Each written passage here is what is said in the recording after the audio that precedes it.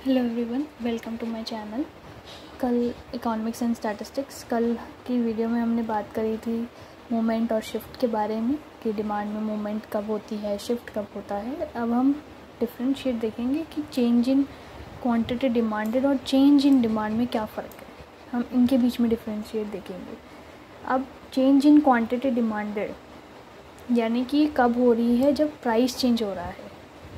जब change in quantity demanded पूछा जाए तो वो चेंज किसकी वजह से हो रहा है, प्राइस की वजह से। और चेंज इन डिमांड यानी पूरी की पूरी डिमांड ही चेंज हो गई है, तो वो क्या होएगा, any factor other than own price. Price के अलावा कोई भी फैक्टर हो सकता है। इधर मेन है कि प्राइस की वजह से, इधर है फैक्टर अदर देन प्राइस। और इफ़ेक्ट क्या होता है, इसमें हमारी मूवमेंट होती है। प्राइस अप एंड डाउन हो रहा है तो मूवमेंट हो रही है, अपवर्ड मूवमेंट या डाउनवर्ड मूवमेंट। और जब इसमें चेंज होता है तो पूरा का पूरा हमारा डिमांड का भी शिफ्ट हो जाता है, या तो राइटवर्ड अगर डिमांड बढ़ रही है और लेफ्टवर्ड अगर कम हो रही है। रीज़न ये होता है क्योंकि इंक्रीज़ और डिक्रीज़ हो रहा है डिमांड में उसकी प्राइस की वजह से, और इसमें किसी अदर फैक्टर यानी हो सकता है उसके सब्स्टिट्यूट का प्राइस चेंज हो गया, उसके कॉम्प्लीमेंट्री गुड का प्राइस चेंज हो गया, या फिर इनकम ऑफ कंज्यूमर पे इफ़ेक्ट पड़ा। इन चीज़ों की वजह से उसमें इफ़ेक्ट आ रहा है। फिर हम बात करेंगे expansion in demand and increase in demand. अब एक्सपेंशन हमने कहाँ पढ़ा था, जहाँ हम पढ़ी थी मूवमेंट। जब हमने मूवमेंट पढ़ी थी तब हमने एक्सपेंशन पढ़ा था। और इंक्रीज़ इन डिमांड कब पढ़ी थी, जब उस अदर देन फैक्टर्स की वजह से उसके डिमांड में चेंज आ गया। These are some of the differences with like जो हमने शिफ्ट और डिमांड, शिफ्ट और मूवमेंट के बारे में पढ़ा था, उसी के कंसिडरेशन फर्दर और भी डिफरेंशिएट किए जा सकते हैं और चीज़ों में भी हम डिफरेंशिएट पूछे जा सकते हैं, तो उसके बारे में हम डिस्कस कर रहे हैं यहाँ पर। तो प्राइस, यहाँ पर प्राइस की वजह से जो डिमांड में शिफ्ट आ रहा है वो एक्सपेंशन कहलाएगा। यानी कि प्राइस कम होने की वजह से डिमांड बढ़ गई, पर इसमें किसी और फैक्टर, किसी और कमोडिटी के प्राइस की वजह से हमारे इसकी डिमांड बढ़ गई। जैसे कि एग्जांपल में लिया है कि प्राइस पहले 12 था, फिर 10 हुआ, तो डिमांड बढ़ी। दिस इज़ एक्सपेंशन, ठीक है। और इंक्रीज़ इन डिमांड यानी प्राइस तो सेम रहा पर डिमांड बढ़ गई। जब इसके अगर हम बात करें, ये इन्होंने इफ़ेक्ट का बताया है, हमारा जो फिगर बनेगी कुछ इस तरीके से डाउनवर्ड की, नीचे की तरफ बनेगी हमारी। और इसमें हमारा पूरा राइटवर्ड शिफ्ट ही हो जाएगा। लाइक पहला ये था, उसके बाद में ना ये हो गया। लाइक वो थोड़ा लाइन पैरेलल होगी, यहाँ पर थोड़ी कर्वी हो गई, वो लाइन पैरेलल होगी। लाइक यहाँ शिफ्ट हो जाएगा राइट की तरफ क्योंकि डिमांड बढ़ गई है। रीज़न ये होता है क्योंकि डिक्रीज़ हो रहा है प्राइस, इसीलिए। और ये होता है कि फेवरेबल चेंजेस हो सकते हैं, जैसे कि प्राइस बढ़ गया किसी सब्स्टिट्यूट का, या फिर कॉम्प्लीमेंट्री गुड्स का प्राइस डिक्रीज़ हो गया है, इनकम बढ़ गई है। तो ये सारे कुछ फैक्टर्स हैं जिसकी वजह से इंक्रीज़ इन डिमांड होता है। सेम वे जैसे हमने एक्सपेंशन और इंक्रीज़ इन डिमांड पढ़ा, सिमिलरली कॉन्ट्रैक्शन और डिक्रीज़ इन डिमांड भी होता है। कॉन्ट्रैक्शन में क्या होएगा, प्राइस के बढ़ने की वजह से डिमांड कम हो गई। और इसमें क्या होएगा, इधर भी सेम ही चीज़ है, हमारी प्राइस की वजह से हो रहा है, और इधर हमारा किसी और factor other than own price की वजह से हमारा इफ़ेक्ट पड़ रहा है। प्राइस हमारा सेम है थ्रू आउट, पर हमारी डिमांड कम हो गई। तो इसमें अगर हम बात करेंगे, हमारा इसमें बनेगा लाइक कॉन्ट्रैक्शन, तो दिस इज़ अपवर्ड, ऐसे जाएगा हमारा ऊपर की तरफ। और जब हमारा दूसरी तरफ अगर हम डिक्रीज़ इन डिमांड में बनाएंगे तो हमारा शिफ्ट हो जाएगा। लाइक ये था, उसके बाद हमारा लेफ्टवर्ड शिफ्ट हो जाएगा, लेफ्टवर्ड शिफ्ट। ओके, इसकी फिगर जैसे हमने ऊपर डिस्कस करी थी पहले वीडियो में, वैसे हम बनाएंगे, ठीक है। और रीज़न क्या होता है इसमें, इसके प्राइस के कम बढ़ने की वजह से डिमांड कम हो गई, और इसमें किसी और फैक्टर की वजह से डिमांड कम हो गई। तो ये तीन जो है डिफरेंशिएट बहुत ज़्यादा इंपॉर्टेंट है। एक हमने पहले भी किया था, पिछली वीडियो में हमने डिस्कस किया था इसको, और हमने ये जो 3 करे हैं सारे डिफरेंशिएट बहुत ज़्यादा इंपॉर्टेंट है। सिंगुलर क्वेश्चन पूछा जाएगा तब भी ये पॉइंट लिख सकते हो, और अगर डिफरेंशिएट पूछा जाएगा तब भी आप ये पॉइंट लिख सकते हो। तो ये आपके लिए दोनों तरफ से हेल्पफुल होगा। फिर अब बात करते हैं हम सब्स्टिट्यूट गुड्स और कॉम्प्लीमेंट्री गुड्स। सब्स्टिट्यूट गुड्स होते हैं यानी कि इन प्लेस ऑफ हम उसको यूज़ कर सकते हैं, लाइक टी और कॉफ़ी। जनरली हम टी और कॉफ़ी को एक सब्स्टिट्यूट गुड मान के चलते हैं कि अगर चाय नहीं तो कॉफ़ी, ठीक है। इस तरीके से और भी गुड्स होते हैं, लाइक कोक नहीं है तो पेप्सी, ठीक है। थम्स अप हो सकता है उसका एक ऑल्टरनेटिव। तो इसलिए ये सब्स्टिट्यूट गुड्स होते हैं जो एक दूसरे की जगह इस्तेमाल करे जा सकते हैं। लाइक इसमें क्या होएगा, सब्स्टिट्यूट गुड्स में हमारा जो डिमांड कर्व बना है, like demand of given commodity varies, demand very करती है सब्स्टिट्यूट गुड्स की वजह से। जैसे कि अगर सब्स्टिट्यूट गुड्स यानी कॉफ़ी का जो प्राइस है इंक्रीज़ हो जाता है तो चाय सस्ती पड़ेगी हमें, तो हम चाय को ज़्यादा कंज्यूम करेंगे। तो इसी तरीके से उन्होंने एक डिमांड ऑफ टी और प्राइस ऑफ कॉफ़ी लिया है। डिमांड ऑफ टी हमारा क्या आ जाएगा, लाइक क्यू हमने लिया है, और प्राइस ऑफ कॉफ़ी लाइक हमारा ये डिमांड का वैसे क्यों नहीं है। हम जनरली देखेंगे, अगर हम शुरुआत से ये पढ़ते आ रहे हैं, डिमांड का हमारा डाउनवर्ड स्लोपिंग होता है, ठीक है। ये हमने पढ़ते आ रहे हैं, ये हमने पढ़ा इतना सारा।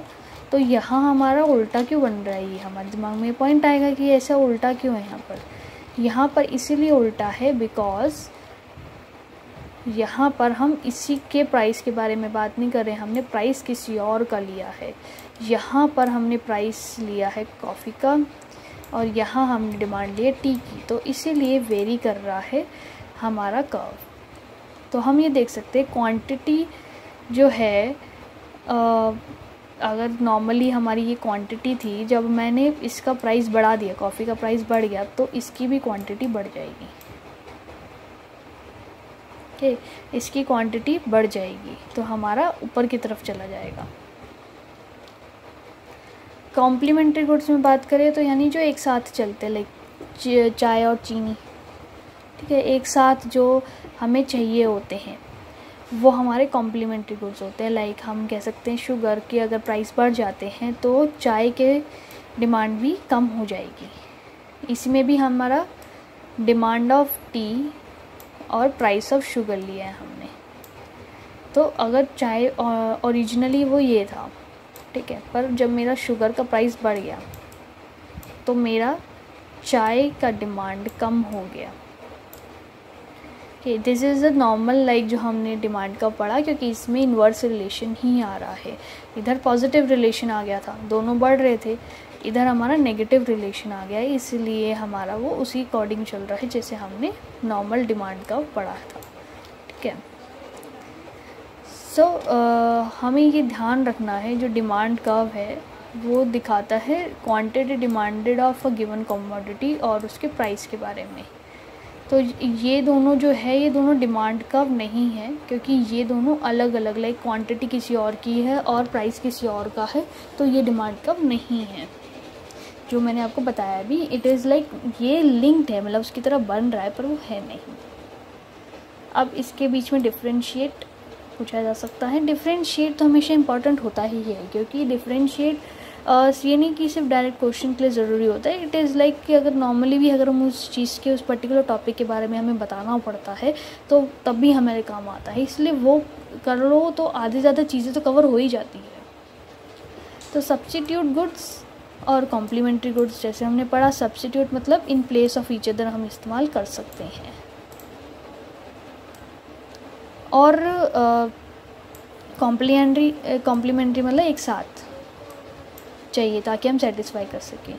नेचर क्या है डिमांड का, लाइक जो सब्स्टिट्यूट गुड्स है वो कॉम्पिटिटिव होते हैं। अगर प्राइस बढ़ गया, कॉम्पिटिटिव इसलिए कह रहे हैं क्योंकि प्राइस अगर एक का बढ़ेगा तो दूसरे की डिमांड बढ़ जाएगी, ठीक है। कॉम्प्लीमेंट्री गुड्स जॉइंट डिमांड में होते हैं, क्योंकि अगर उस एक का प्राइस बढ़ेगा तो दूसरे का प्राइस डिमांड कम ही हो जाएगी, ठीक है। तो ये जॉइंट है, दोनों को एक साथ लेके चलना पड़ेगा। और यहाँ कंपटीशन है कि बढ़ाए कि कम करे। रिलेशन क्या होता है, जो प्राइस होता है सब्स्टिट्यूट गुड्स का, उनका पॉजिटिव रिलेशन होता है डिमांड ऑफ अदर गुड, क्योंकि दोनों आप जा रहे हैं, हम देख सकते हैं। और कॉम्प्लीमेंट्री में नेगेटिव होता है, क्योंकि देख सकते हैं हम कि अगर एक का प्राइस बढ़ जाएगा तो दूसरी की डिमांड कम हो जाएगी। कुछ एग्जांपल लिए जैसे टी, कॉफ़ी, कोक, पेप्सी। और कॉम्प्लीमेंट्री में हम ले सकते हैं कि टी, शुगर, कार, पेट्रोल।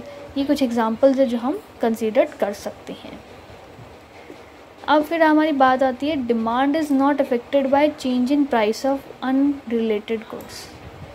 मतलब जो वो गुड जिसका उसके साथ कोई लेना देना है ही नहीं, उससे कुछ फ़र्क ही नहीं पड़ेगा डिमांड पे। अगर मान लो मेरे को पेप्सी की डिमांड कंसीडर करनी है और उसके साथ साथ में कंसीडर, और अगर पेट्रोल के प्राइस बढ़ जाते हैं, तो पेट्रोल के प्राइस बढ़ने से डिमांड, मेरी पेप्सी की डिमांड पे क्या इफेक्ट पड़ेगा, उसका तो कोई लिंक ही नहीं है। जो डिमांड होती है कमोडिटी की, वो इफेक्ट होती है या तो उसके प्राइस से या फिर रिलेटेड गुड्स, जैसे कि वो सब्स्टिट्यूट हो सकता है या फिर कॉम्प्लीमेंट्री। कोई भी अनरिलेटेड गुड के अंदर अगर चेंज आता है तो उसका डिमांड पे कोई इफेक्ट नहीं होता। अनरिलेटेड गुड्स वो होते हैं जो कहीं से कहीं तक लिंक ही नहीं हो रहे, कि कोई लिंक है ही नहीं।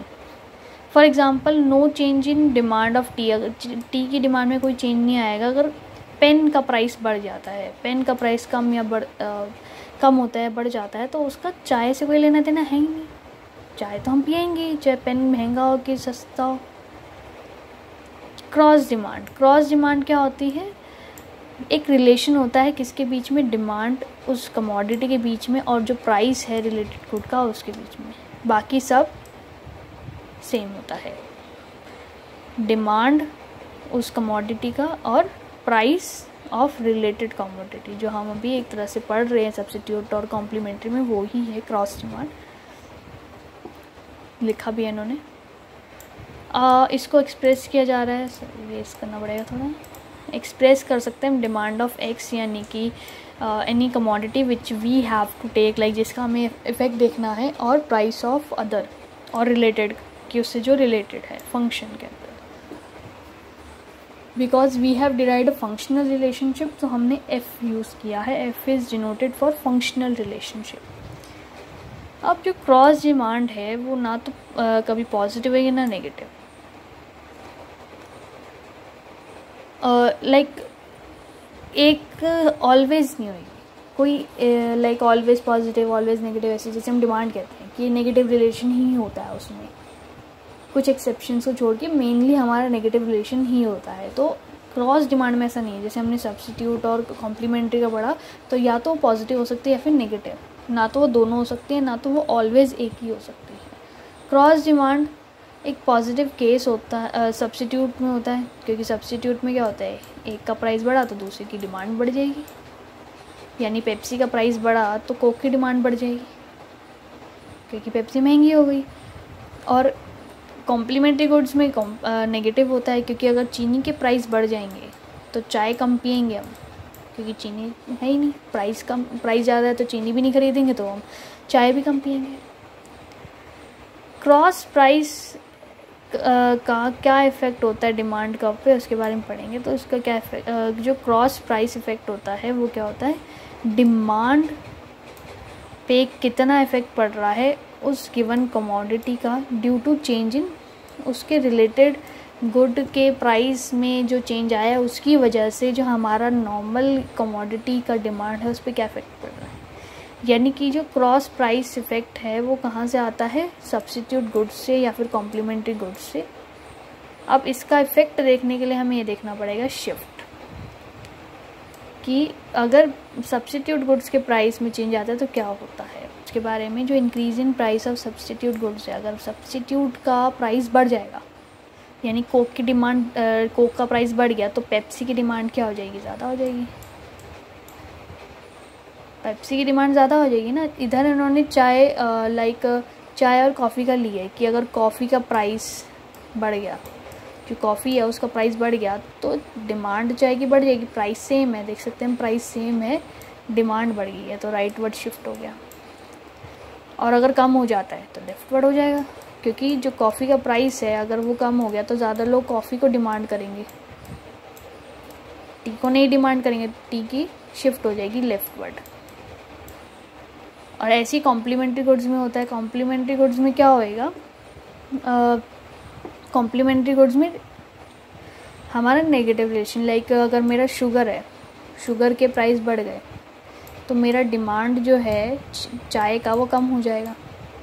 टी का डिमांड की बात करें हम, चाय कम हो जाएगा और शुगर की भी कम हो जाएगी, तो हमारा क्या होएगा, लेफ्टवर्ड शिफ्ट हो जाएगा क्योंकि डिमांड कम हो गई।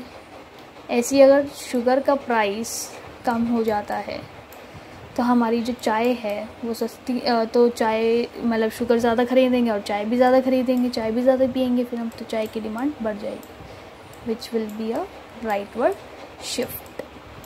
ओके, इस थ्योरी को पढ़ सकते हैं, बट मेनली क्या होता है, अगर हमें इसके बारे में एक्सप्लेन करना होता है सो हम मेनली लिखते हैं कि increase in price of substitute goods वगैरह का एक एग्जांपल ही लेते हैं और उसके थ्रू ही हम समझाते हैं।